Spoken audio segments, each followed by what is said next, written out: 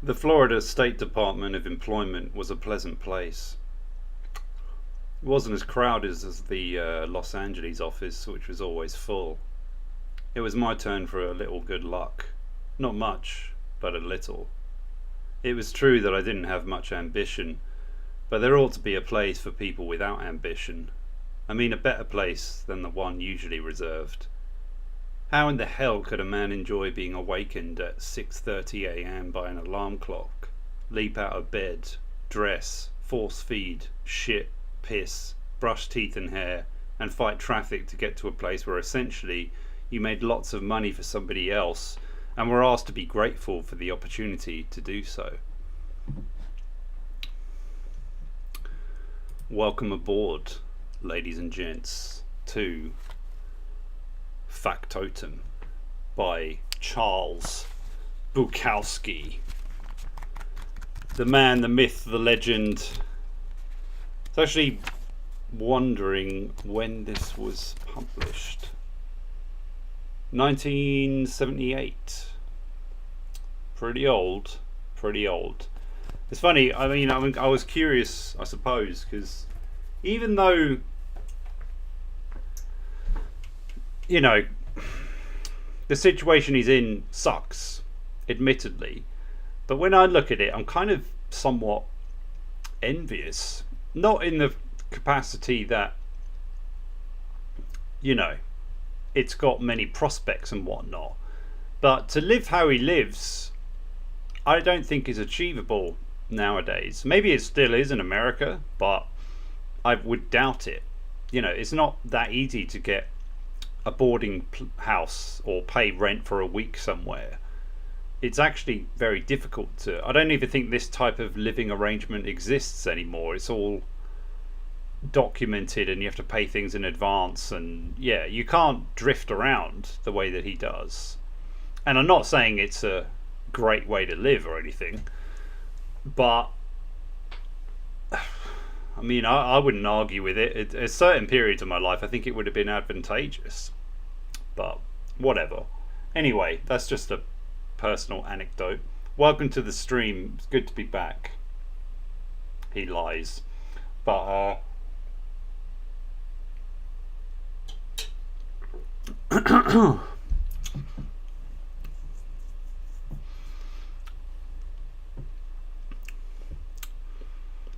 you envy working for a living? Well, he's hardly working, is he? Really? I mean, we'll get onto that side of it. Well, so is yours with all of your ideas for the show. Appreciated, but I think the style of it's fine. You know, I can't force people to read. That's one thing I've learned big time, you know.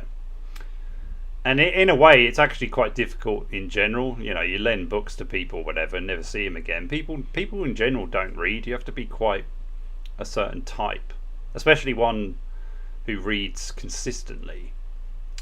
But yeah, I waffled on about that enough last week. I'm just warming up here.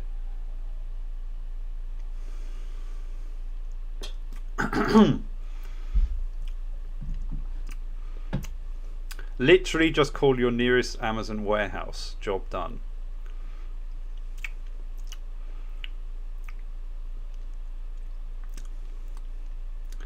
So many things to say to that.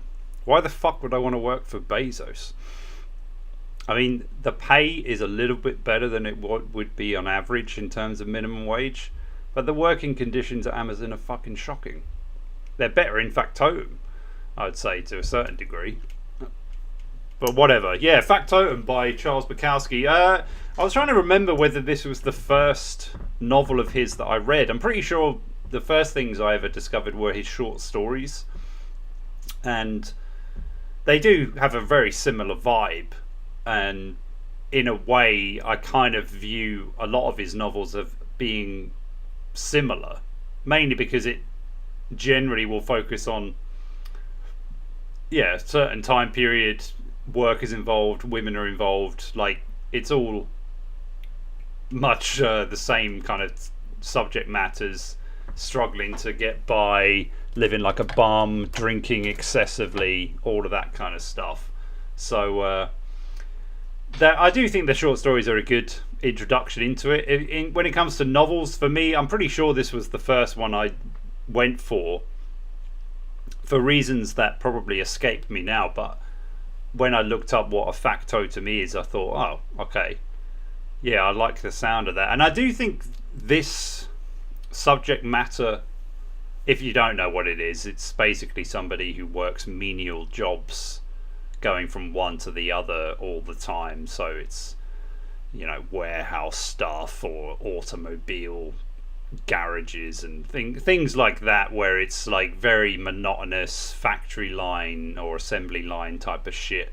Janitors, cleaners in general, maybe security if you can get it, that type of thing, where it's just and the factotum is somebody who would bounce from one position to the other, never really settling or having much insurance or security in the job, that type of thing. So, and in a way, I feel like it fits his style, not only writing wise, but in the Bukowski brand. It just works on many levels. I did enjoy revisiting it. It has been a while. Like, I do think you can kind of Bukowski yourself out a little bit, because when you first discover his work, it's like, oh, this is it's so easy to read, and you get really absorbed in it. But then you kind of binge the Bukowski, and by the end of it, you're kind of feeling like he does the same thing over and over again. I'm not going to be talking about his poetry really, because I've never actually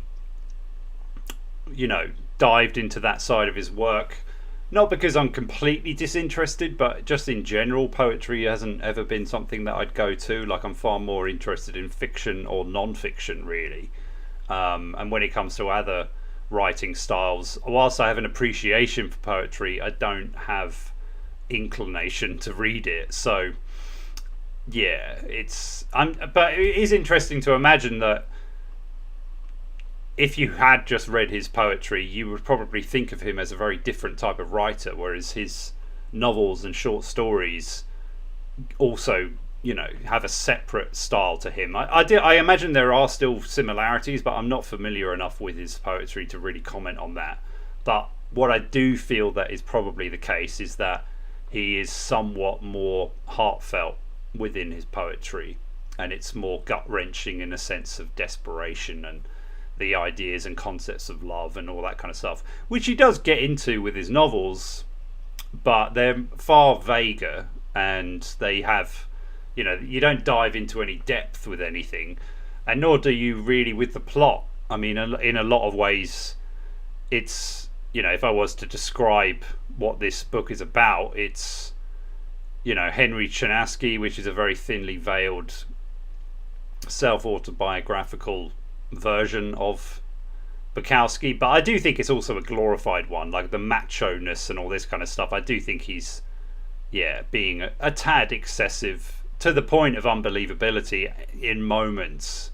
Not many in Factotum, but there's a couple where it's like, there's going to be some fucking orgy on a yacht with some rich old dude, and he's going to fuck every woman there, that kind of stuff. It gets a bit like, sure, that happened kind of thing. It just feels a bit like, I think you're just adding that in to make it a bit fun for yourself at that point, because after that, he's with the relationship he has with Jan in this, I think is the real deal, because it just feels it. You can read it, you can sense it off the page, and whilst I think the other kind of more casual hookups or whatever probably did take place, I think the extent to which they went to was far less, I would imagine. Maybe in some cases it was more, but he didn't include it. But the reason I think it works, and to describe the plot, it's Henry Chinaski, and he's just moved out to New Orleans or somewhere like that. Like, it doesn't really matter where he is. He's just drifting basically from LA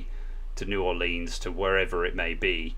He gets on a Greyhound, or he gets a car, gets his car and just drives to a new place and gets into the same types of boarding houses and signs up for unemployment or gets some sort of job somewhere, and it just goes from one to the next. So if he's not going to a job or applying for a job or getting fired from a job, he's shacked up with this Jan woman who is a whore, really. I mean, his definition or the way he talks about her is pretty damning, but at the same time the way it all ends kind of proves what he's talking about. I mean, she's somebody who she will just go with the guy who's got the cash. She's got no real morals, basically, and he kind of knows this. And even though they have some sweet moments together and there is a slight tenderness from time to time, it is totally dependent on whether he can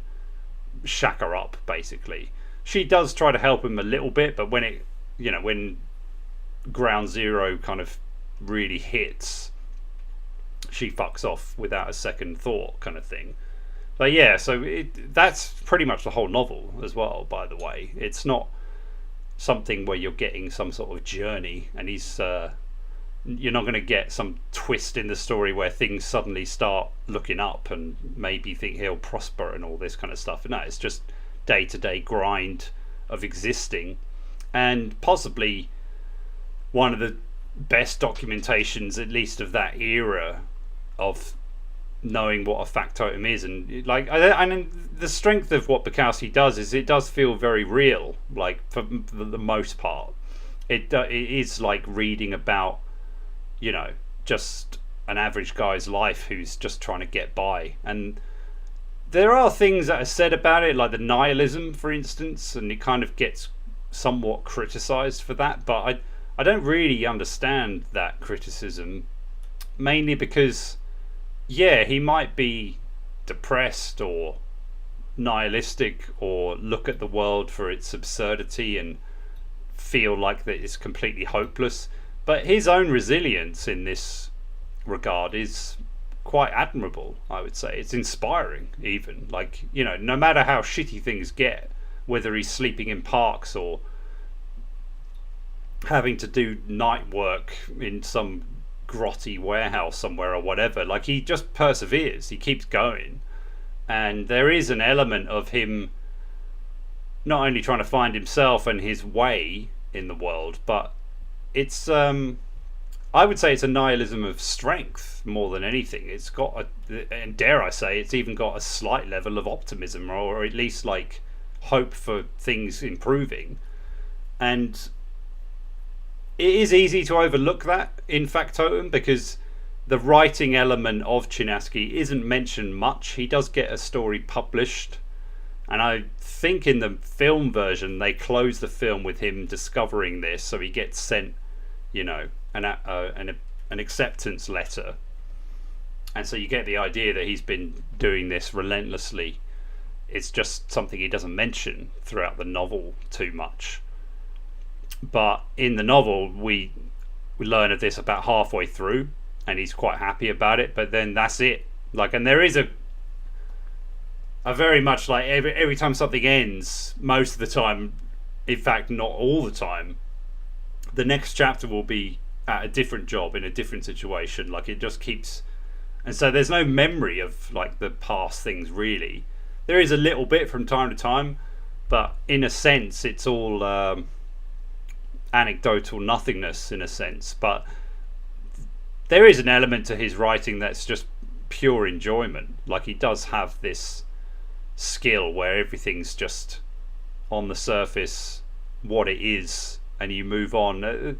The humour, I think, is almost unparalleled. Like, I can't think of another writer who can make me laugh just the way he ends a chapter and then begins another. It's just like there's a very it's very black humoured, obviously, but it's also quite dank in the way it's kind of like, and it's frivolous in what it's talking about quite often, and yeah, there's good timing and things like that. Like, it's very funny, I would say, overall, and there are different levels of humour within it, whether it's like a kind of cold irony to what's going on, or a lack of self-awareness, or just pure debauchery or grotesqueness and things like that. It's just, he's at one point he gets crabs and he has to go and get lotion, and he leaves the lotion on for too long, and then it's basically burning his skin.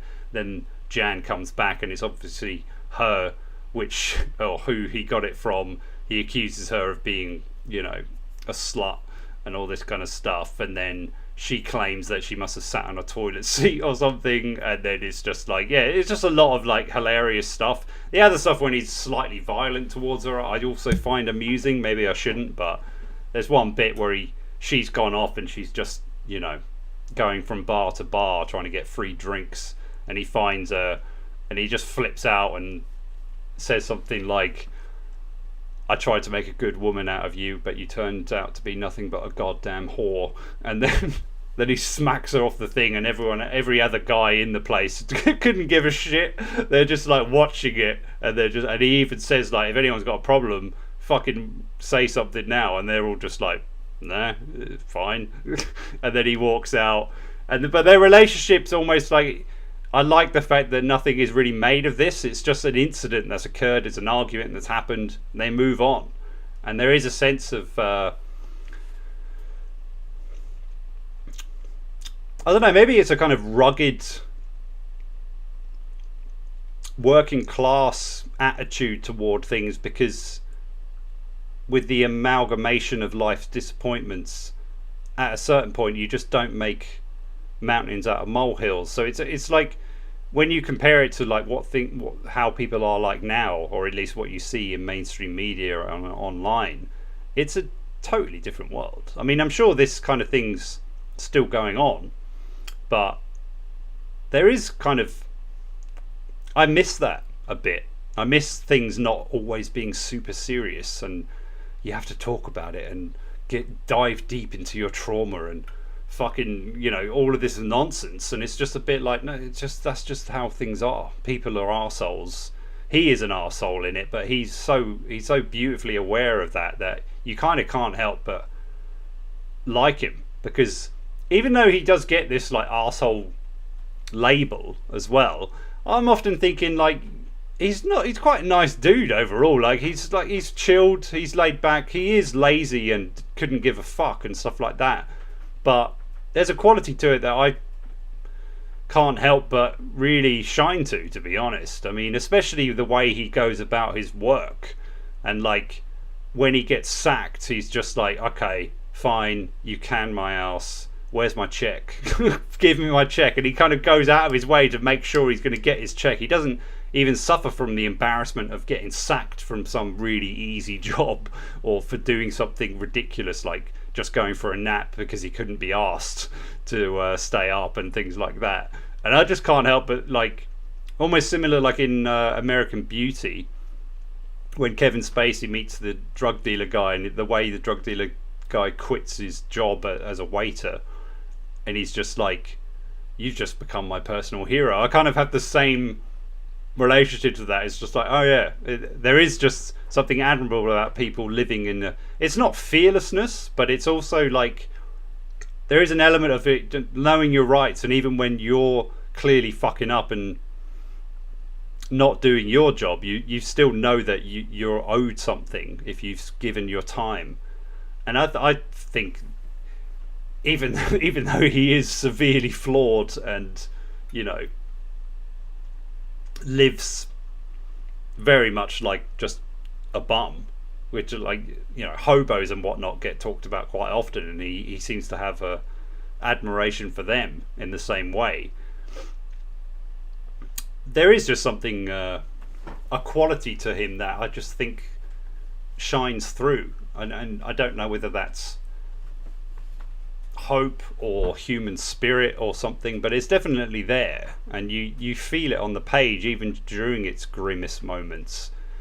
And for that, I think it's probably still my favourite Bukowski piece. I do think his magnum opus is Ham on Rye, and I do think out of the ones that I could talk about, that one is the only one that has a slight distinction to the others. I have heard Pulp is pretty different, but I'm not going to really comment on that because I haven't read it.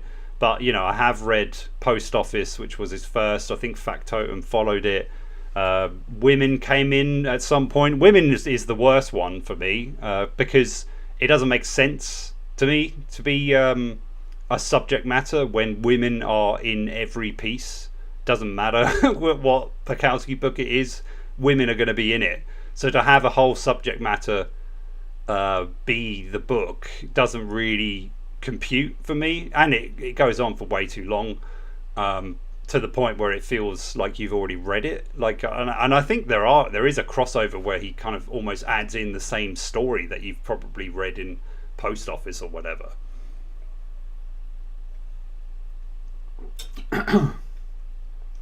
But the reason I think it works in Factotum is because his relationship to the world, to the work life, and to women are all the same, essentially.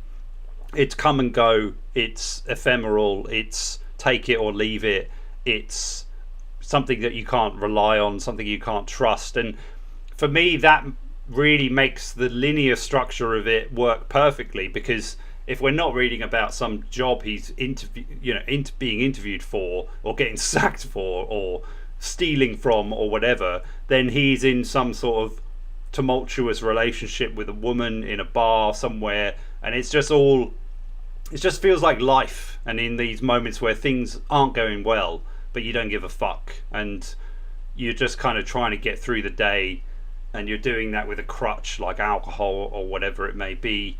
But there are moments that are quite tender, like really near the end he starts drinking with this black guy and they're waiting to be called up to pick tomatoes of all things, and they get caught drinking, but then just kind of a nice little moment where they're just sharing the wine, sitting on the dock of the bay or whatever the lyric is, and they just, I don't know, just little human moments where they part ways. They're never going to see each other again, but they make no sentimental offers to one another at all. It's just another day in their non-existent office kind of thing, and that's just life.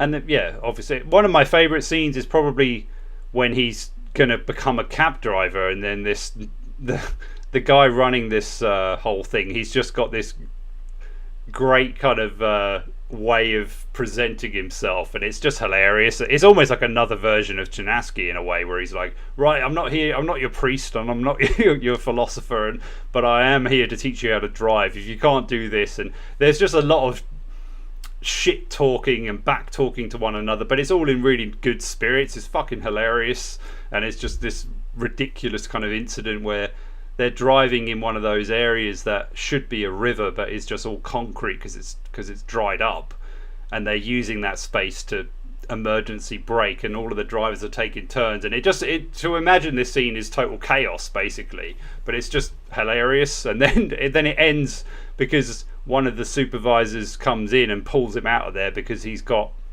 drunk driving charges and stuff like that, and just to imagine that he applied for a job where he's got drunk driving on his record is hilarious to me. And yeah, I kind of loved how almost indifferent it kind of becomes. Like, it's just like, okay, how do I end this? Oh yeah, it ended like this. It ended with nothing to be learnt from it. That's just what I'm going to have it do, and then I'll just move on to the next thing. But yeah, it is one of those ones. I kind of feel like with Bukowski, the first novel you read by him will probably remain your favourite, maybe with the exception of Women for me, but I don't know, it's hard to say. And yeah, Ham on Rye is probably the only one that really dives into him as a person, almost to the point where it takes away from who you think Chinaski is. not quite. I'd have to read it again to really say that for sure or not, but because it goes into his earlier life and it is obviously like a homage to Catcher in the Rye, we're learning what his upbringing's like, whereas with the other novels you're just at a certain period, he's an adult, he's alone, all this kind of stuff, even though he does have some contact with his parents in this book, for instance.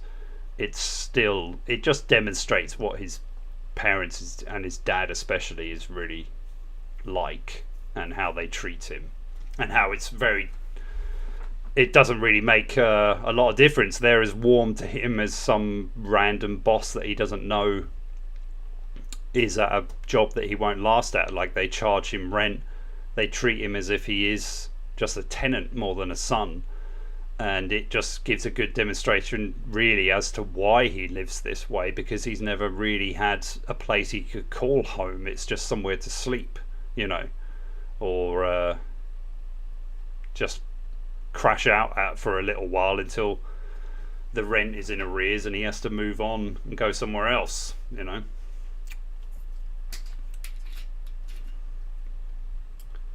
Anyway, I've noticed a few comments have come in, so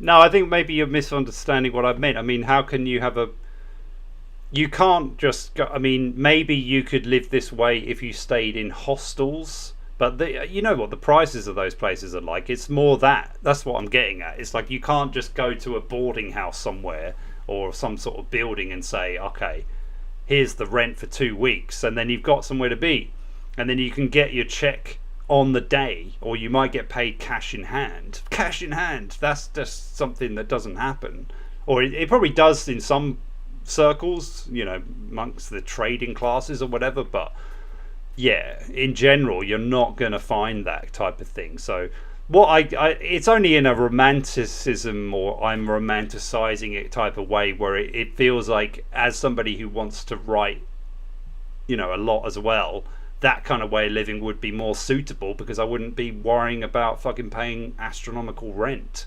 and trying to save, that type of thing. It feels more free in a sense, even though it's not. It's totally deluded to imagine it in this way, but there is much more of a sense of like, it's not that, it's just not as hard as it is now, but other things are a lot easier now, admittedly, but when it comes to this kind of scenario, I kind of feel like, yeah, it all sounds a bit,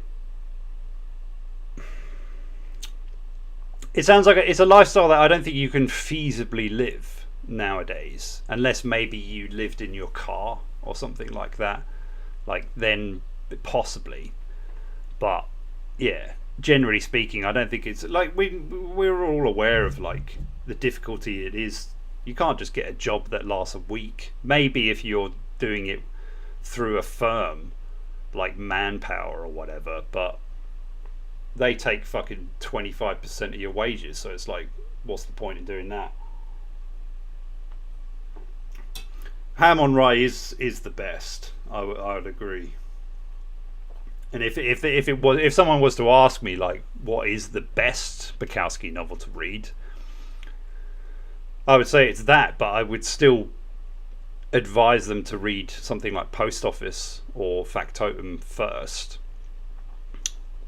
mainly because I feel like they are the easiest things to get into, whereas Ham on Rye might give you an expectation that the next novel you read is going to be a journey through, say, a decade of his life, whereas that's not going to be the case. And it doesn't, there are moments in Ham on Rye, for instance, where he's talking about his acne and how he gets it on his shoulders, and he gets it so severely, like it's fucking savage in the way it describes it. And you could argue that he does the same thing when he gets crabs in this, but that's kind of his own fault. With the acne, it's just a genetic thing, and he's just been very unfortunate, and it's sad. You'd think, like, if that was you, we've all had that insecurity when we've been younger, that we don't look right, or you get a few spots or whatever. But his level is like almost freak show kind of style. And then there's the other parts where his dad will whip him with his belt just cause, like, a lot of the time there doesn't even seem to be a reason, and you just get these really odd moments where he's just literally kicked the shit out of him to the point where he can barely stand, and then the father starts crying, and then it's just like, wow. And the mum just kind of like is just totally fine with this, like, not that she is fine with it, but she tolerates it to the point where it's like she's a non-entity. And that gives you a good idea of why his relationships with women are the way that they are. But I also like the fact that he doesn't go into this Freudian bollocks kind of nonsense where it's like looking into why things, or why he is the way that he is. It's just there on paper. So this is just there for dickheads like me to, armchair psychologize or whatever. And that's that. But yeah, in terms of, like, if you really want to feel what he's trying to convey, post Ham on Rye is the one where it will do it for you. But if you want the kind of Bukowskian humour and laissez-faire attitude, nihilism, womanizing kind of, then I'd recommend his other novels. I do actually think, like, he shouldn't have published women, like, for reasons I gave earlier mainly, but I think really it's almost like a redundant addition to the collection, because like I said, women are always a forefront of whatever he's talking about, and for some reason that novel is almost double, or even maybe even triple the length of, like, all of the others, which is an anomaly, to say the least. But yeah, I mean, there's still, like, you can read it and you probably won't see much difference, except for maybe that it focuses solely on his relationships. But I find that it's a lot easier to digest when I know his environment and I know the way he's living and trying to get by. And there is, I would say that there is a mirroring kind of symbolism going on with it, and it's like his relationship to the world at large and the people within it that, I would call his problem. That's his issues are all his own making and all this kind of stuff. But in a lot of ways, he sees through the veneer of sheer bullshit, and I think that's what you kind of can't help but love him for, really, because he's right. That's the thing, especially when it comes to, like, the workplace, or how you're just getting screwed over left, right and centre.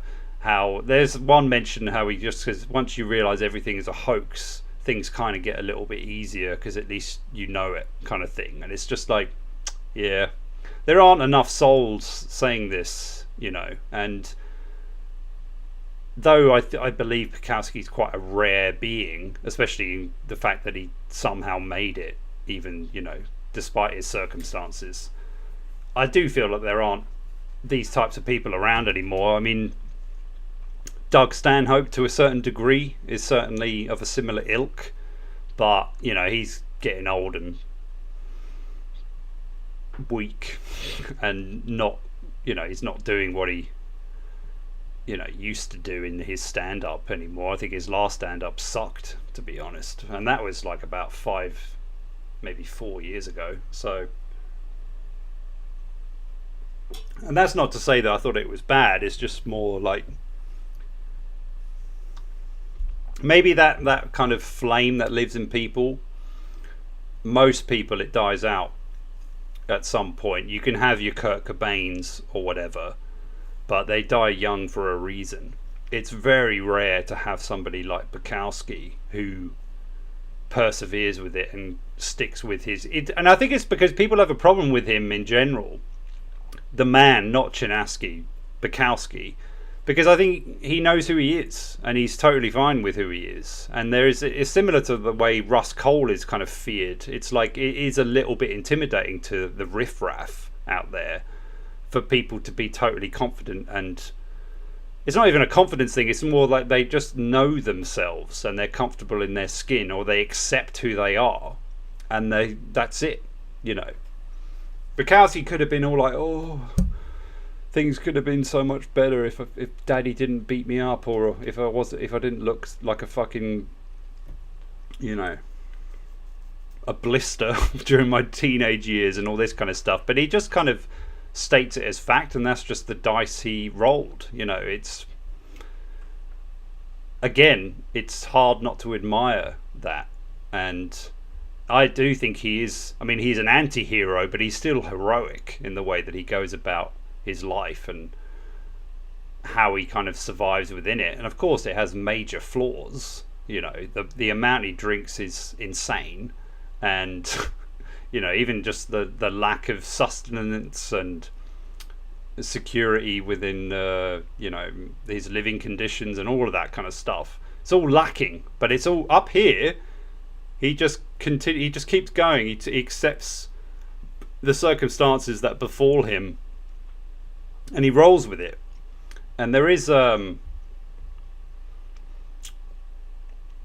it's just something that I can't help but have respect for overall, because most people don't do this. Most people are cowards, and at least, like, even though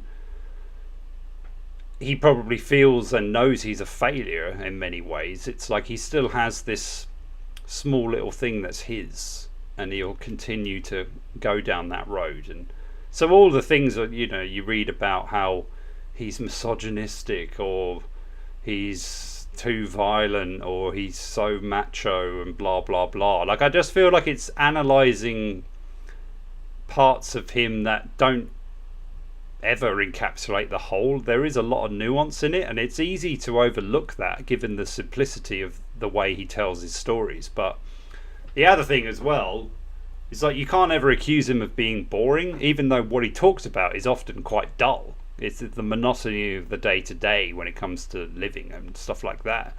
It is, boring essentially, but he has a way of detailing it that is so easy to access and just relatable. Like, we've all been there a lot of the time. We've all had this reaction of like, how much am I getting paid? And stuff like that. So it becomes something you click with very easily. We've all had shitty relationships, or just convenient relationships and things like that. What I admire most about the novel is that it doesn't give you any pretense. It doesn't fill you up with some nonsense that, if I just change this one thing, like a self-help guru will say, you need to follow these 12 rules and then things will change. He's not selling you anything, and that is so refreshing to read if you happen to be caught up in that kind of thing. It's just nice to hear someone say it's all bullshit. It's just, take it for what it is, but it's all a hoax. It's all much ado about nothing, and the nothing is nonsense. So for me, it's heroic for that very reason. Like, it's like, finally someone's saying that I can just let my hair down and chill. Like, things are the way that they are, and that's about it. And there's not really a lot you can do about it apart from accept it and carry on, and don't have expectation. Don't believe that if you start journaling, for instance, that suddenly tomorrow is going to bring about $1 million and the finest pussy imaginable. Like, it's ridiculous to even have those types of fantasies, especially given the status or social class that you've been born into, or the familial circumstances, or whatever it might be, your environment, things like that. Like, there's often a joke that comes up in it quite a bit where he studied for journalism, and he thinks he might be actually landing a job with some newspaper firm, and the only reason they ring him is to offer to be a janitor. It's like, and he can't weasel his way in, and it's because he doesn't have this network. He knows that he isn't part of that club, and he's never going to get into that club either. So he's always like this, and that attitude, I would say, is the healthiest one you can have, really, because that's the way the world is.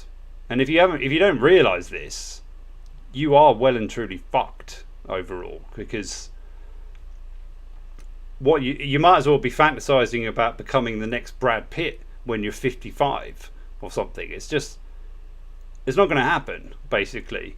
And people don't like it when you say this. That's why he's probably his comfort with who he is a threat to other people, because most people don't know who they are, or they don't even want to ask that type of question. So for me, Bukowski, and forgetting, I'm not saying that this novel itself is giving this type of message, but his work as a whole and the person he was, I still can't help but love. I don't think his writing is... It depends on how you want to look at it. In terms of like telling a story, I'd say it's average, slightly above average, but it's not. Storytelling isn't the focus, really. It's almost like a thin line between a roman à clef, or a kind of depiction of reality. But the problem with reality is that it is often like nothing's happening. It's dull. It's the same thing again and again and again. It's routine. But he somehow documents that almost in a kind of... he's a little bit like Pessoa without the education, I suppose, which sounds like an insult to him.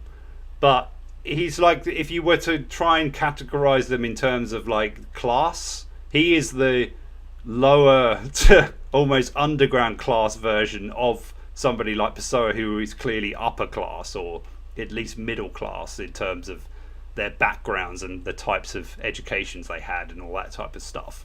So yeah, I think he is somewhat on par with that. But if I was to analyze it in terms of like narrative style and progression of plot, like it's almost like you couldn't really do it. It doesn't really work as a movie either, to be honest. I like it because it's a film you can just flick on. If you've already read it, you can have that comfort of knowing what it's going to kind of have within it, and it's more interesting to watch somebody try and play Bukowski and see how they convey them, and you know it's just going to be mostly comical, I suppose, but you're not going to merry-go-round through the litany, or you're not going to go from fear to love to horror to joy to exhilaration. That's not what it's aiming for. I think it's trying to document a time and a place and a interpretation of that, really. And I think there's a truth there, as vague as that fucking sounds. There's something true about it, and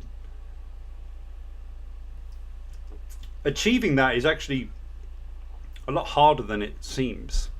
Bukowski makes it look easy, but it's because he wrote voluminously. Like, it was relentless in his pursuit of this.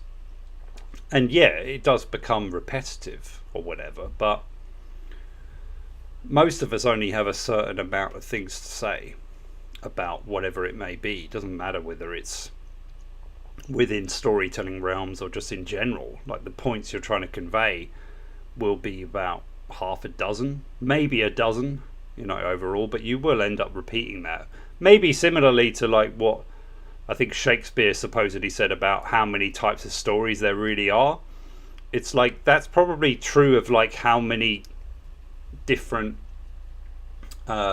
themes and motifs you can have within your own mind and your own understanding of the world, depending on your intellectual level and IQ and all of that kind of stuff. But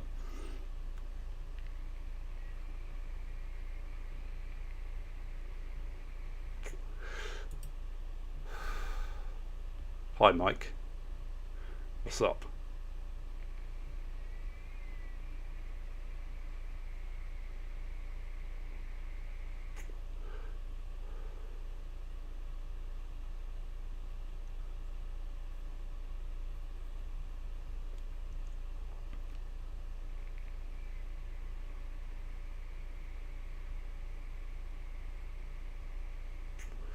Well, that's the thing. I mean, if I was to try and go into that category with him, it makes a kind of mockery of that type of way of looking at stories, which is why anyone who tries to claim that they can teach you how to write or whatever is blowing smoke up your ass. Really, sure, you can learn about beginning, middle, ends, about the moment of no return, about the climactic whatever, and the sorcerer's apprentice, and it really depends on what type of story you're trying to tell. But when it comes to gritty, real types of, I'm going to say it's fiction. I would say it probably should have its own label. I mean, you've got the fancy bullshit of like Romano Cliffs and all this type of things, or Bildungsroman, I think it is in German, where it's basically saying it's autobiographical to a certain extent,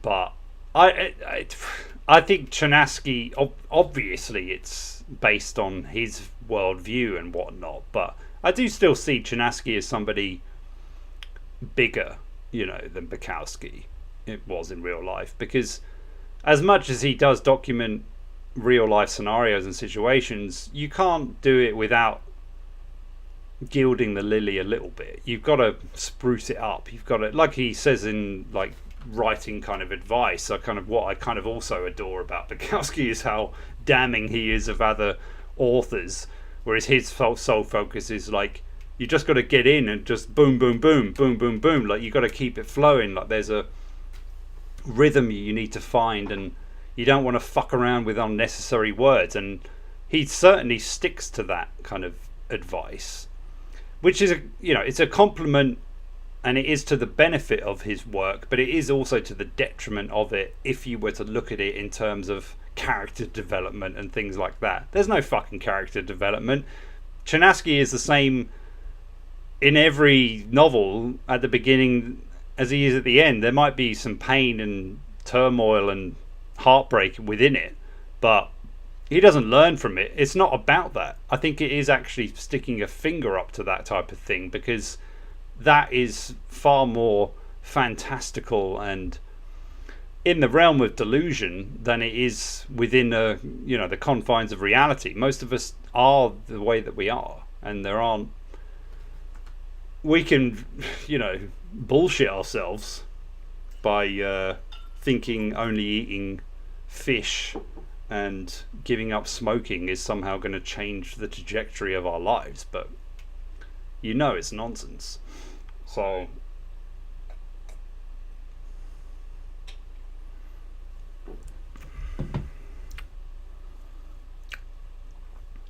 yeah, I agree. I mean, I think I said as much earlier, pretty much, but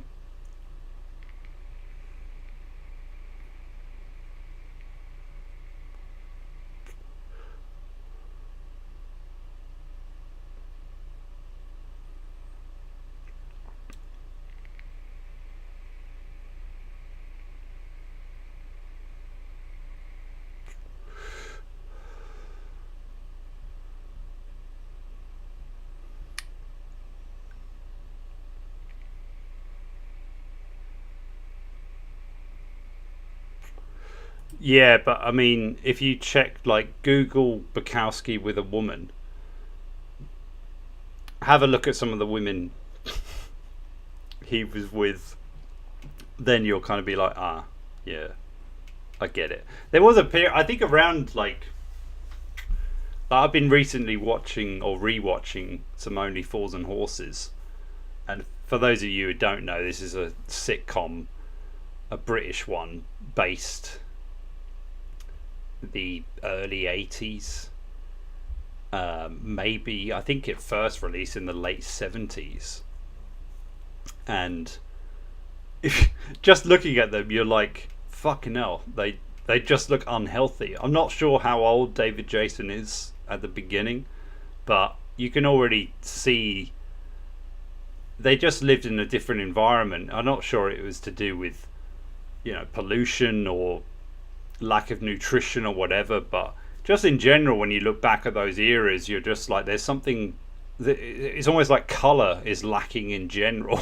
Like it's kind of somewhat desaturated, and I think possibly to do with their diets or whatever. They just had a kind of look about them. They kind of look like your modern vegans, I suppose, but without the complete lack of body fat. So add some body fat, and that's what they generally look like. It's all they just look a bit pasty, but it's not even just that, really. It's of that time, and I kind of feel like there was just a bit of a different attitude, that people weren't as obsessed with how they looked as they are now, because they didn't have things like Photoshop to pretend that they actually looked like, how they can, doctor themselves to look like, and use filters and all this. Like, really, the biggest delusion that we live in now is imagining that the way we're looking at people on their social media apps or whatever is actually how they look like. They don't fucking look like that. That's just the cinemified kind of way that we accept this so-called reality for being the truth, when really, bar the odd exception, most people are pretty average, if not ugly. And I kind of think it is a shame that it seems to be moving away towards like, or it used to be a kind of thing like, if you were beautiful, it was kind of like you were blessed. It wasn't something you could just purchase. You couldn't go out and like go thinking, okay, I'm not looking good now, but if I look smacks, or if I get my teeth bleached, or if I get my nose fixed, or if I do this, that, and the other, then I can, like, they've basically marketed it and packaged it as something that people can just now purchase. It's within your reach. You just have to afford it, Whereas before it was just like some people were just a lot better looking, and that was it. But it didn't define them necessarily, and it didn't mean that the uglies couldn't get laid and stuff like that. I mean, admittedly, there's always been folk who couldn't, but that was more to do with how they could socialize. Bukowski had a charm about him that probably, I don't think it got him laid during his earlier years. I think even in documentaries he admitted as much. But yeah, obviously when he got more notoriety, that's when he could actually take advantage a bit more, and that's just sad reality of being a man, I would say, especially an ugly man. But you couldn't say he wasn't masculine. So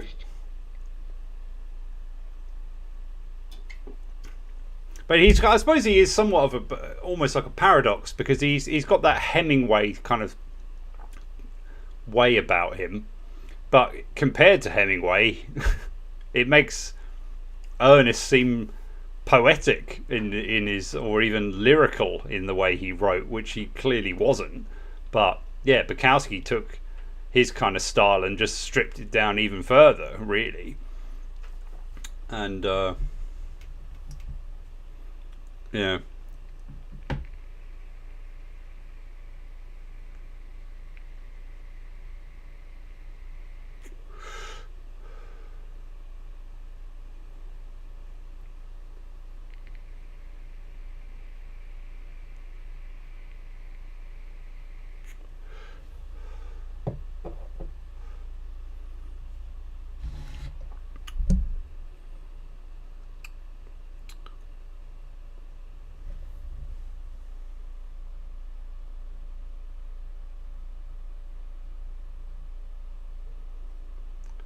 Anyone want to spin the wheel while we're at it? I'm sure you love the gambling sections of the book, and this is a way we can pay homage to that,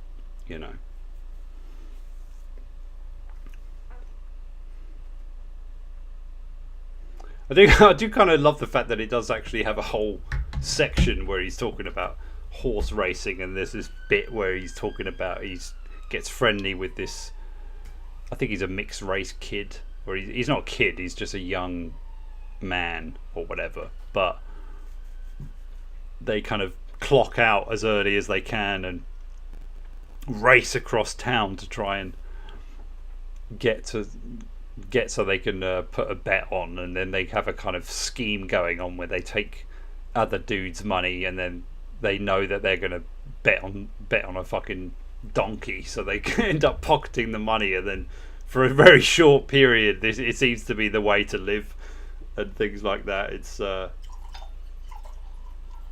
it's just fun, and in a way I kind of feel like a lot of his anecdotal observances, they feel they are very much like the way memory works. It's like there's gaps in it, and it only kind of pinpoints on the important parts, but it also has elements to it at times that do kind of clearly embellish a little bit. It kind of makes that 2-to-1 winner a 10-to-1 winner and things like that. Like, it definitely extends it a little bit, it glorifies it a bit, which we are all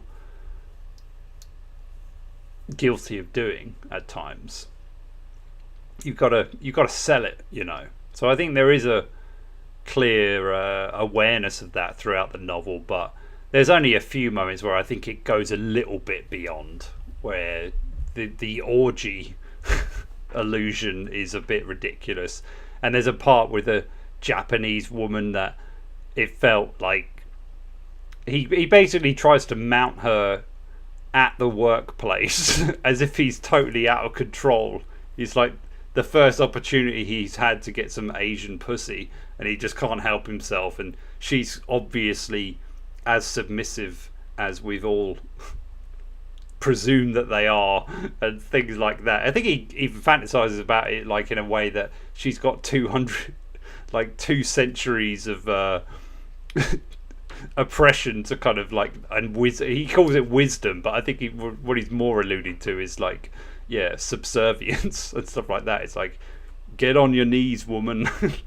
Yeah, that's what you've been told to do. It's in your genes. And the fact that he would be doing this like in the middle of the day during a shift, it's a bit like, it's funny to read, but you just think there's a certain level of like what you can kind of, maybe during that time things shit like that probably does happen. People do this shit, you hear about it, but in broad daylight I'm not sure. But I don't know.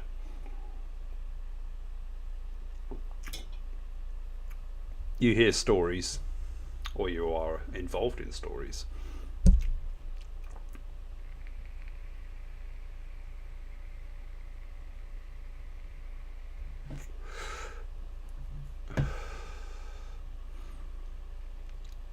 Yeah, it's a great show. It's great. It's great. What I actually kind of admire about Only Fools is that, even though, again, you could say the same, like there's a lot of the same themes that it, you know, but it's a sitcom, so it's being a situational comedy, it's gonna hark back to the beginning. Like, there can't be that much consequence. But what is quite interesting when you look through it in the seasons is how it starts off with half an hour episodes. Then at some point they become like 45 minutes, and then they become an hour, and then you've got a lot of specials that kind of influence the actual story that's going on. Like, it does take on a journey, which is quite unusual. Like, to even call it a sitcom feels a little bit wrong, actually, in a lot of ways. Like, it's kind of not. It certainly isn't in my own heart, I suppose, in the way I relate to it. It's kind of, you've got those episodes where it is set up, payoff, whatever, but then you've got other ones where it does explore different themes, some pretty harsh things as well, where it's like, it's got like late stage miscarriage death, some real like divorce and things like that. Like it's got some, like it gets into the nitty gritty quite a bit, and it just there's moments where it goes away from the motto-esque and catchphrase kind of comedy and becomes human, and I can't help but admire it. Really, admiration is the fucking key word of the stream, I think. This is what Bukowski does to me, really, but that's why he is an important writer. I think it's someone that, yeah, you will feel like you've read enough of his work to never come back to it, but you know, you've got to wait a few years, and then when you do return, it's kind of like, it's very interesting to me to see how it feels to read it when you've stepped away for quite a long time, and it's always fun. That's one thing where it's probably more than most, actually. Like when it comes to like more literary kind of things, it's like, yeah, it might be rewarding to get into again, but it often takes a bit of effort. With Bukowski, you can open it up in the middle of the book and just go from there, and it's fine. And you know, it's almost comfort in a lot of ways.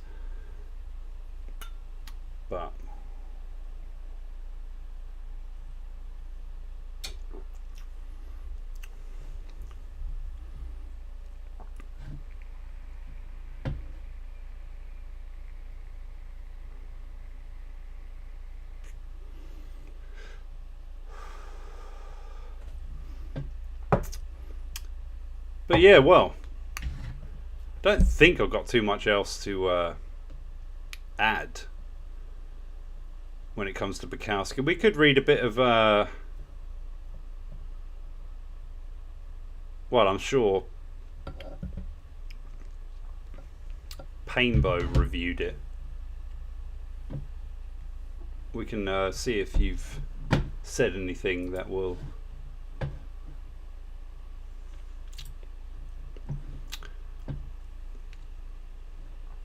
inspire some more. Look at that shit. Talk about self-published. Jesus. What is that? Why is this here? Jason Ether he's doing something right, but that cover is absolute garbage. 3 stars. 3 stars. All right.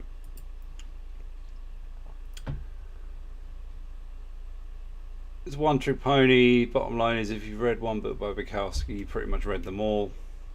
Yeah.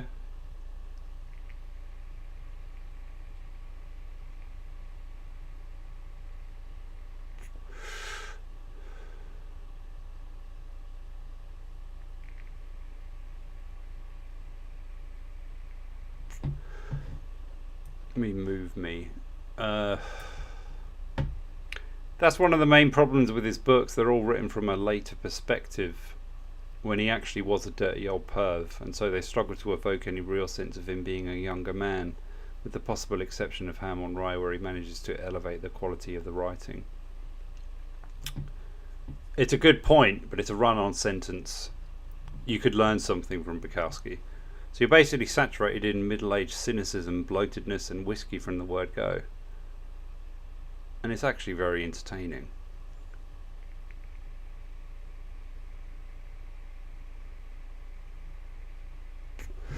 Yeah, you kind of made the same point. I agree very much so with this.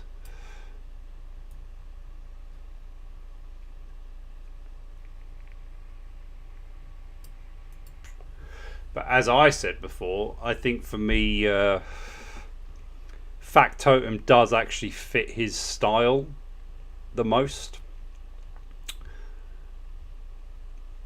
But yeah, there could. I mean, I haven't read. I've only read Post Office once, so I might have more respect for it with the second read. But yeah, I have to admit, the fact that I've also read quite a bit of Bukowski, having reread one book now, doesn't make me think, oh yeah, I want to revisit his other work, it's like, nah, that's enough. Like now for me, I probably won't read another one for a couple of years, but it is also nice to know that it's there, kind of thing. And really, when I think about it, most of the books I've got fucking lying around, you know, how many of them do you end up going back to? For this stream, I've gone back to quite a few already, but in general, like, yeah, it's kind of rare, I suppose. It's not, maybe not rare, but there are a certain few books, and with Bukowski stuff, it's just nice to know it's there when you just, yeah, when you want it. In a way, it is like having a drink with an old friend or a random stranger at the bar and just listening to what they have to say for a while, you know.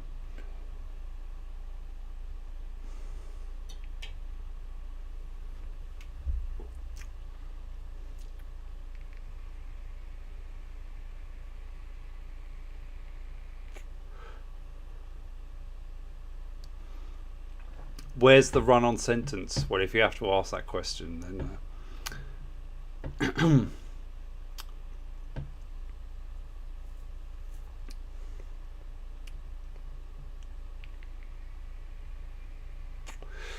well, if I was to, okay, I'll try and give you a lesson, which I'm sure is what you're asking for. And that's one of the main problems with his books. They're all written from a later future perspective, or there's a way that can be reworded that would be better. When he was actually a dirty old perv, you could just say they're all written from a perspective when he actually was a dirty old perv, because saying later perspective and then he actually was, it's a kind of what do they call it, double negative or something like that. Like you've demonstrated the same point in the same sentence, so it's redundant, if you know what I mean. That doesn't mean it's run on though, in fairness, but if I was to give you analysis, I would say that you're kind of making the same point twice within one comma, which is unnecessary. You crack that down, especially if you're trying to respect Bukowski. And so they struggle to evoke any real sense of him being a younger man, with the possible exception of Ham on Rye, where he manages to elevate. I mean, I'd close the sentence on younger man and then rephrase that to be the exception. Using brackets it's a bit lazy, mate. A bit lazy. You could do better, because you actually do have a good style of writing, you know. But I imagine you're not exactly you know, editing. So keep doing what you're doing. It's fine. So you're basically saturated in middle-aged cynicism, bloatedness, and whiskey from the word go. You could say but there. You've used and. Or you could say it's actually very entertaining though, or something like that. But like I said, you've read one, you've read them all. Had I read this one first, I might have liked it a lot more, because I read Post Office Ham and Rye half of women before getting bored. That's trivial and it's anecdotal. You don't need to say why. This one really did start to feel more like more of the same. Easy to read, occasionally funny, always disgusting, soaked in endless bodily fluids, bodily, not body, wasted living. Goes from city to city, dead end. I'm going to move away from analysing your writing. I agree with your point here. Again, you don't need to bracket that. You can just close the sentence and then say the boat sex scene was preposterous, for example, or whatever.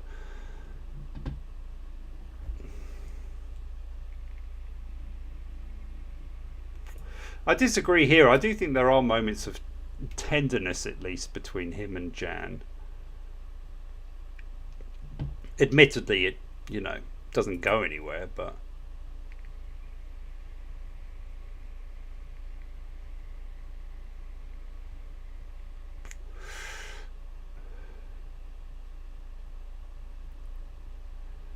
your review's interesting. I mean, it kind of sounds like you actually liked it more than you want to admit. It's hard not to like him. It's hard not to feel sorry for him.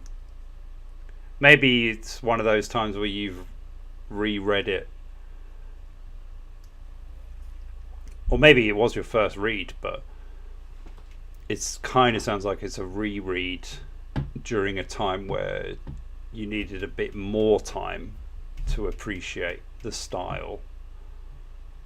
Maybe.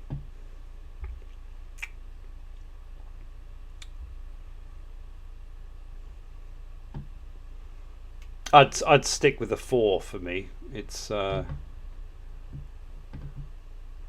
still one of my faves. I don't know, but I probably would give Ham on Rye 5.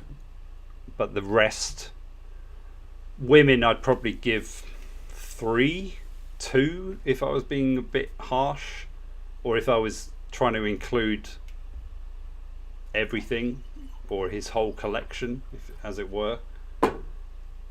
Post Office probably 4. But yeah.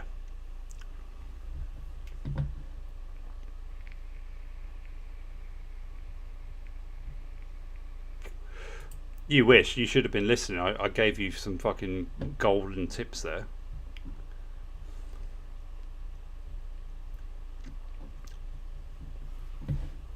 But still, I do enjoy your reviews, so keep them up.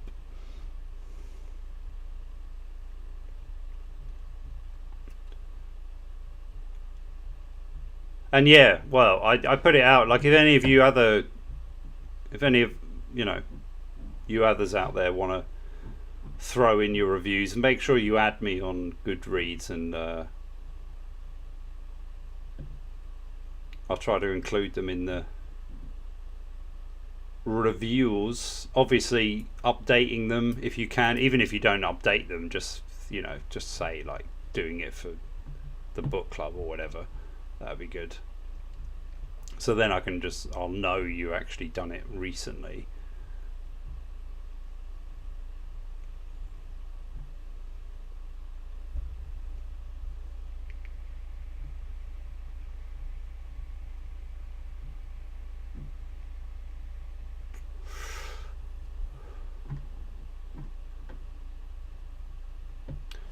What does it say about what's this here about the book? It says, one of Bukowski's best. This beer-soaked, deliciously degenerate novel follows the wanderings of aspiring writer Henry Chinaski across World War II era America. Deferred from military service. Is that part of the novel? I can't remember, to be honest. Chinaski travels from city to city, moving listlessly from one job to another, always needing money but never badly enough to keep a job. His day-to-day existence spirals into an endless litany of pathetic whores, sordid rooms, pathetic whores, dreary embraces. I do like the sentence or phrase pathetic whores, just to add further insult.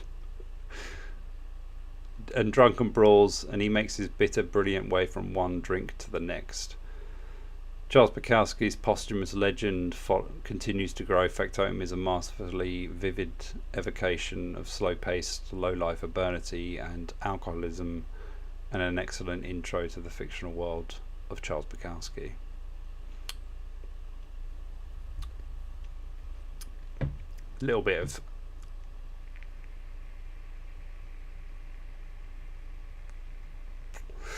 upselling, I would say. Because there is the other side of Bukowski kind of works where the man himself will have a big influence, or like a lot of the rhetoric spoken about him will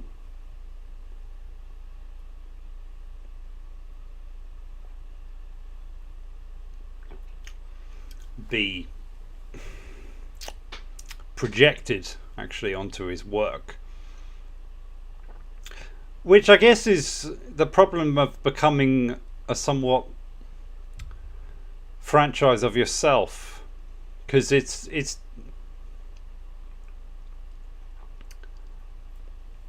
and I'm not sure if Bukowski was the one really trying to promote that, but I think when it was,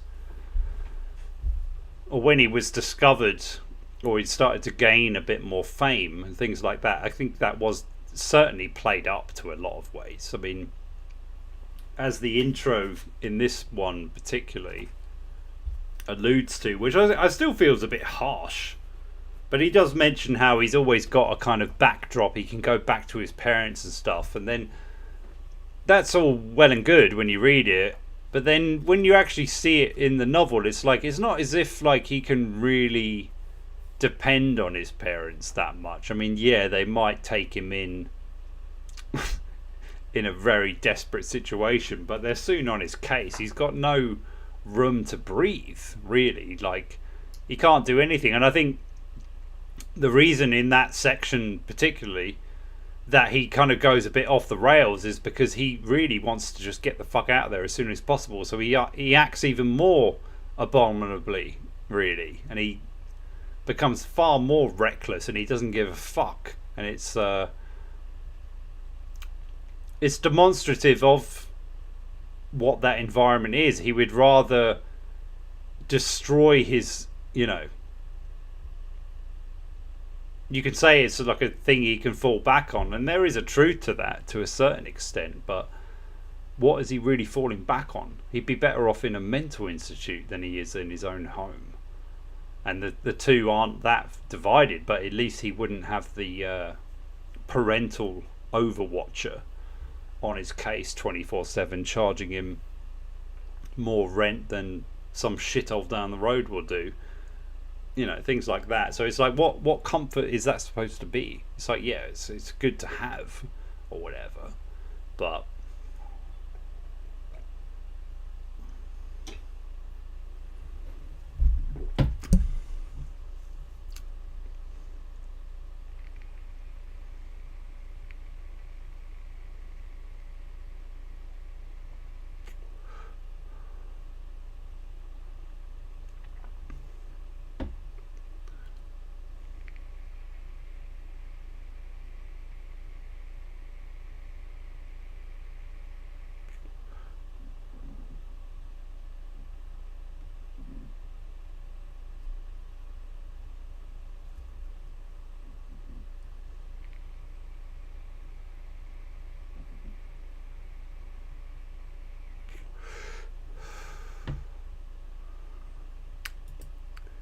yeah, well, you're the same stuff over and over again, really, as am I. So let's rejoice.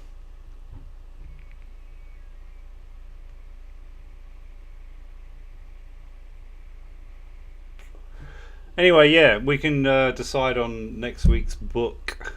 I will be back next Saturday as normal. Maybe not. Apparently I get more viewers on a Friday night. Go figure. I mean, I thought Saturday night was the less one where people went out, but maybe it's good to just switch it up. Do different nights.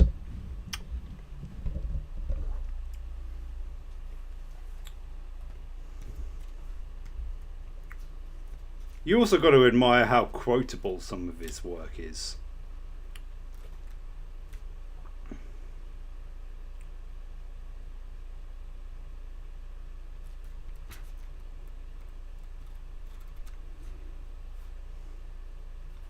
But at the same time, I think I remember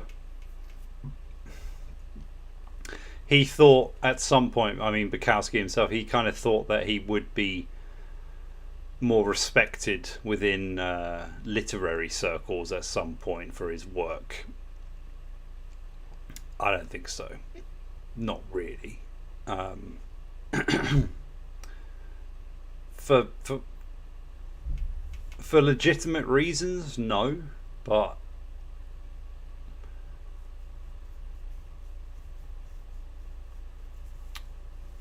as much as I can admire him, I don't think he's reaching new levels of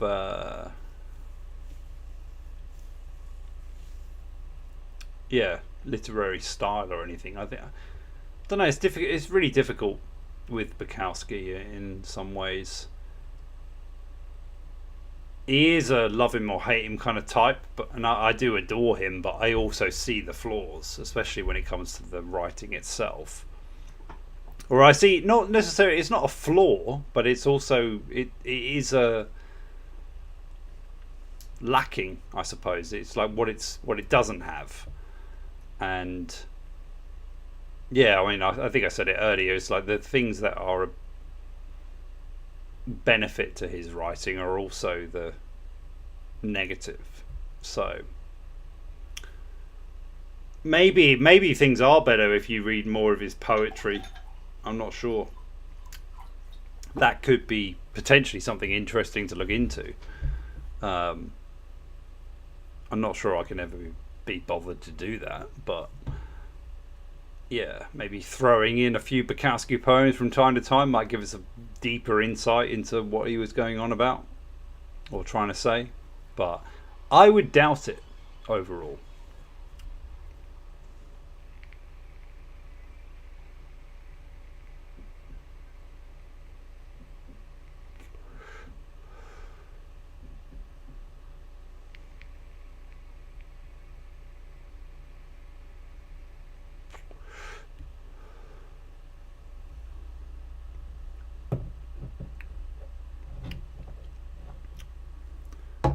I mean, you're all waffling on a little bit here. Anyone got any suggestions? What is it? Bad girl. I mean, I feel like we're on a similar ilk if we go for something like that.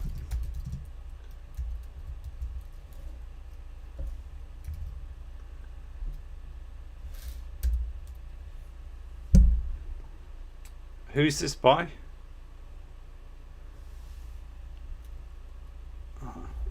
Yoiza. Is that a Spanish author?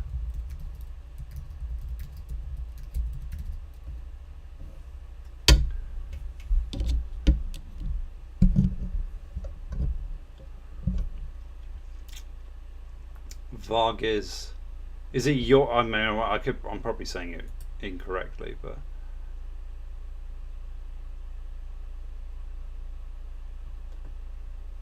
yeah, it's Spanish for sure.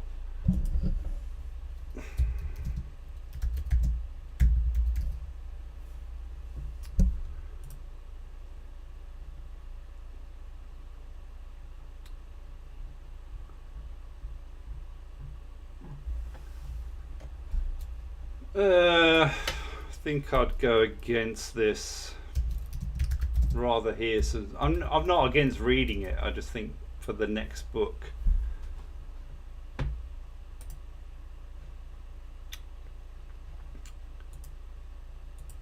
Okay, so when the beautiful teenage Lily arrives in Lima in 1950, 15-year-old Ricardo falls instantly in love with her. She claims to be from Chile, but vanishes the moment it becomes clear that she has lied about both her name and her nationality. A decade later, now living in Paris, Ricardo falls in love with a woman named Comrade Arlette, who is incredibly similar to Lily but refuses to acknowledge that she is the same person. For his whole life, Ricardo seems doomed to keep running into Lily and to keep falling in love with her. Will he ever discover who she really is? Well, it's interesting.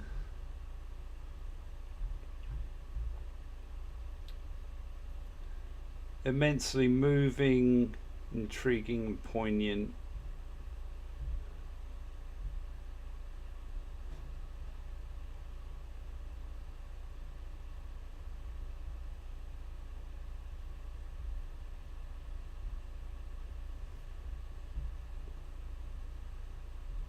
Okay.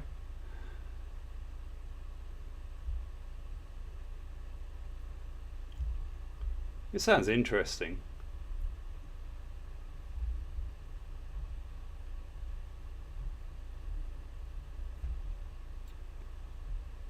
I mean, I'm putting it on the list. I'm not saying that this should be the one for next week, but I'm open. I'm open.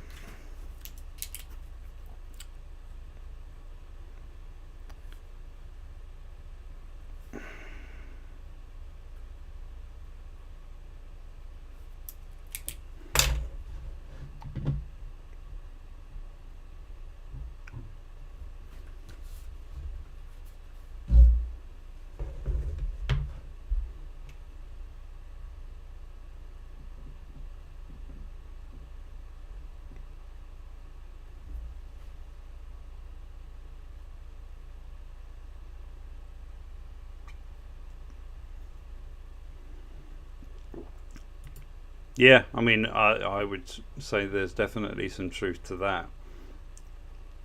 Mainly because it makes it seem like it's something anyone could do.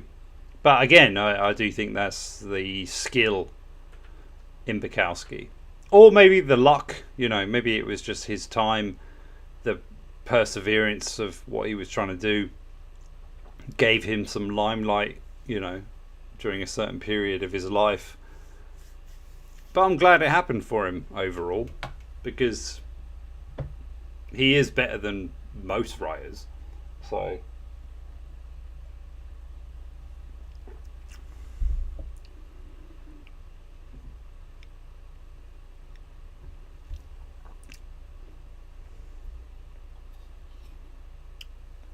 if anyone would like to spin the wheel, they can decide what the book is right now,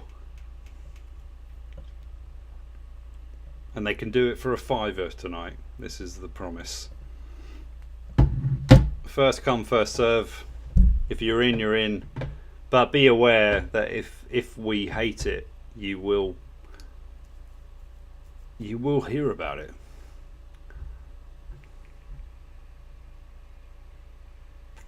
And potentially be banned from suggesting anything for a month.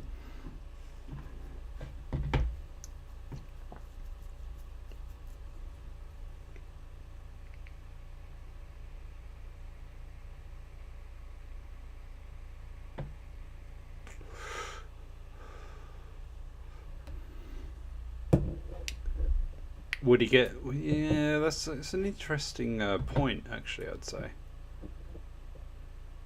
I mean, to be honest, most of his life he did get nowhere, right? I think he only really started to get somewhere in his 50s, but he was writing for a long time.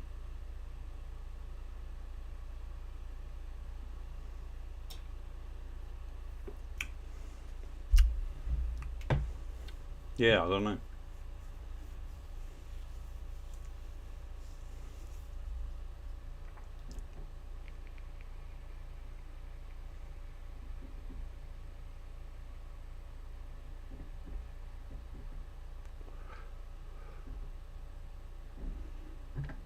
Come on, give me something here, because then I can officially announce the next book.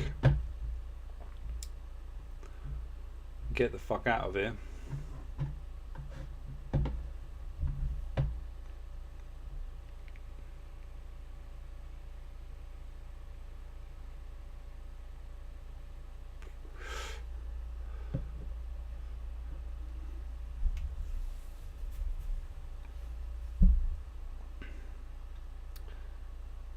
What is that?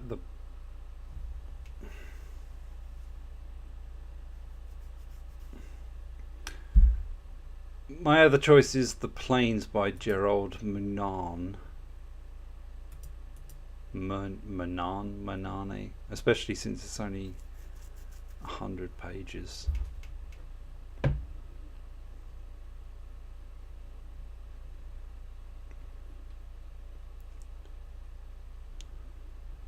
McCarthy's Passenger.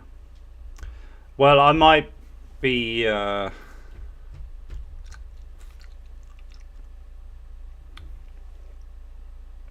doing some Cormac after next week. Not sure yet. But no, yeah, the bigger book will be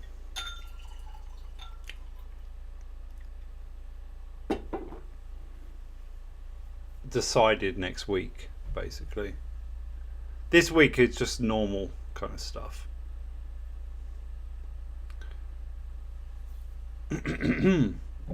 But let's decide what that is so I can get the fuck out of here.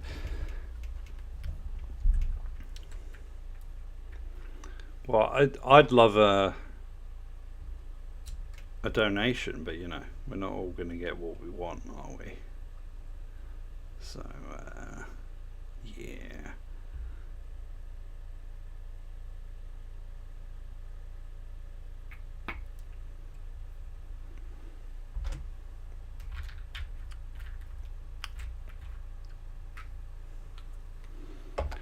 No, I can't give you bigger now because I need to do it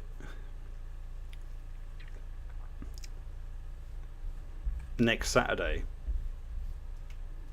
But after next Saturday, there's going to be a few weeks before I'm back, so that's why it's going to be then.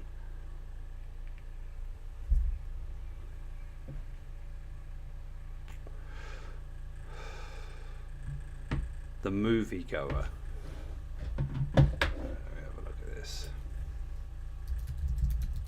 I mean that is a faggy title, but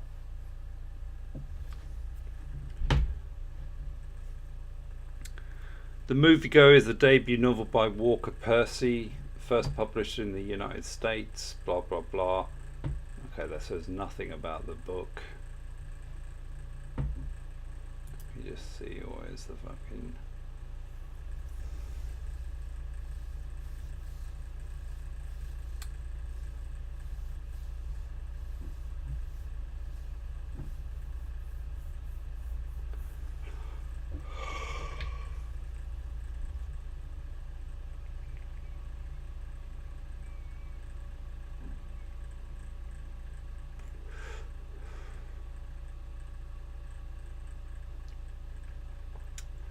Sounds a bit wank, if I'm honest.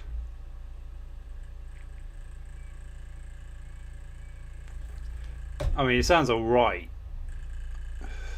I'm not saying no. Just not sure I'm in the mood for it right now.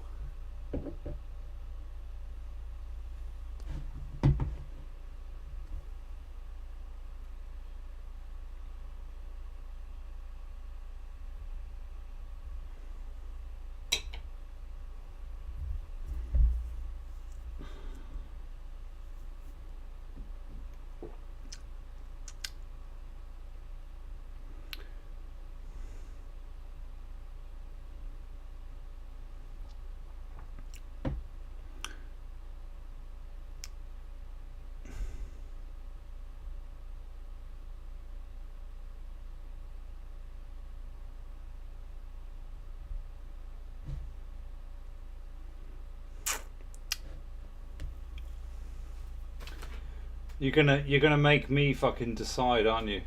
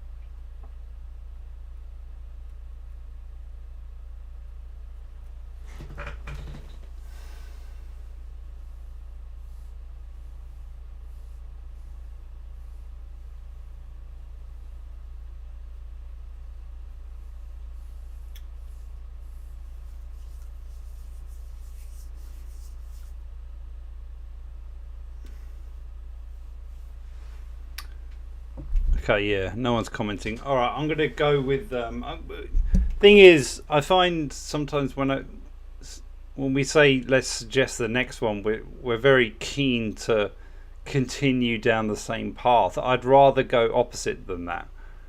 Like, you don't want to just read Bukowski and then go on to something else that's all about troubles with women or whatever. I want to kind of vary it up a bit, because overall it was still meat in the middle.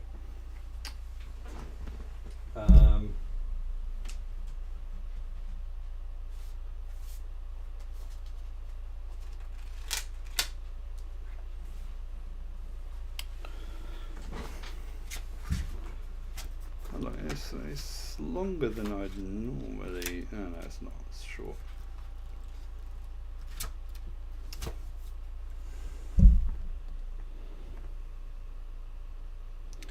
The Sailor Who Fell from Grace with the Sea. Some Mishima. That's what I'd say we should read.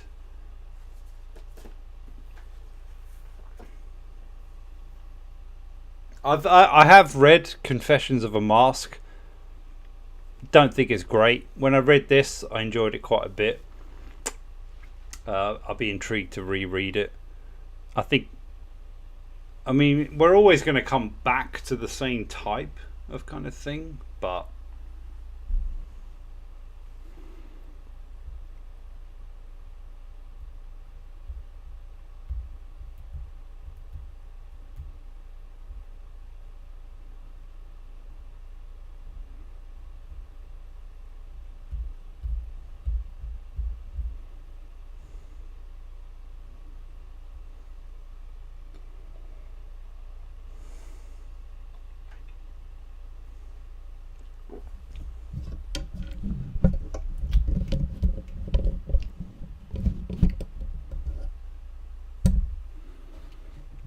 too many cooks in the kitchen here.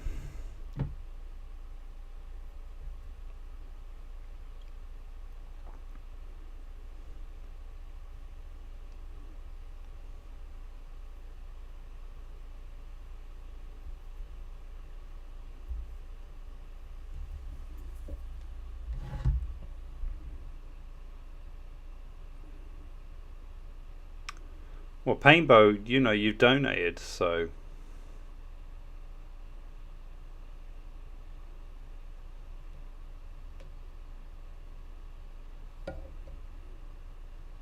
I'll stick to what I said. What do you want to read? Your choice. Don't be an arsehole.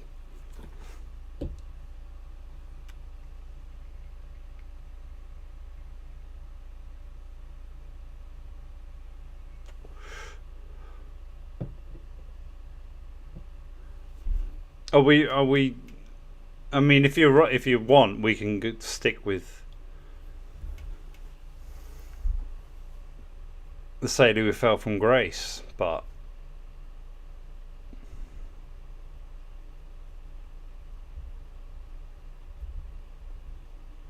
I'm intrigued to read. Confessions of a Marx is decent. I'm not saying it's bad, but I did find it a bit wish-washy and a bit indulgent and blah blah blah. But with that one, I found it had a more controlled story. Basically, I enjoyed it more, and I liked some of the questions it kind of provoked in you. That's why I'm intrigued to give it another look, because yeah, sometimes in the past I'd read it, review it, and then wouldn't think about it for a while. But there's certain books that I think, oh yeah, I wouldn't mind having another look at that. So any of the aforementioned is fine. You know what's fine? This is fine. You can shove that up your ass. We're gonna read this, okay? Fucking, you had your chance, motherfucker. The Sailor Who Fell from Grace with the Sea. That's the next one. When I offer something, fucking answer it properly, and then you'll see that I'll respect that, and we'll move on. But I'm tired. I want to go. So that's the next book. Read it, reread some of it, skim read it if you've already read it, whatever. That's the one we're going on.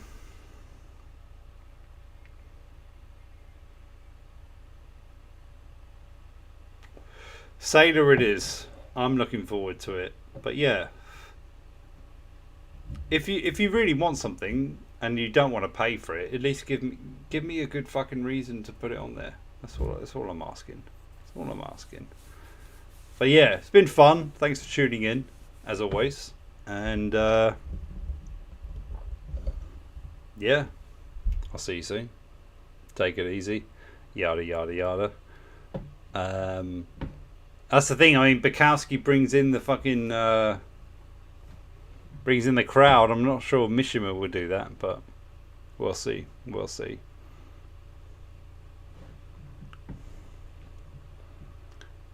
I understand that. I understand that. That's why I ignored his suggestions tonight, because let's face it, the last couple haven't been great. So anyway, but if you think about it beforehand, if you know there's something that would be good, then fucking throw it in there. Don't be embarrassed. It's all good. Even if I'm slagging it off, what the fuck do I know what I'm, talking about? So, see you later. Take it easy. Bye bye. It's been fun. Blah blah blah. Adios.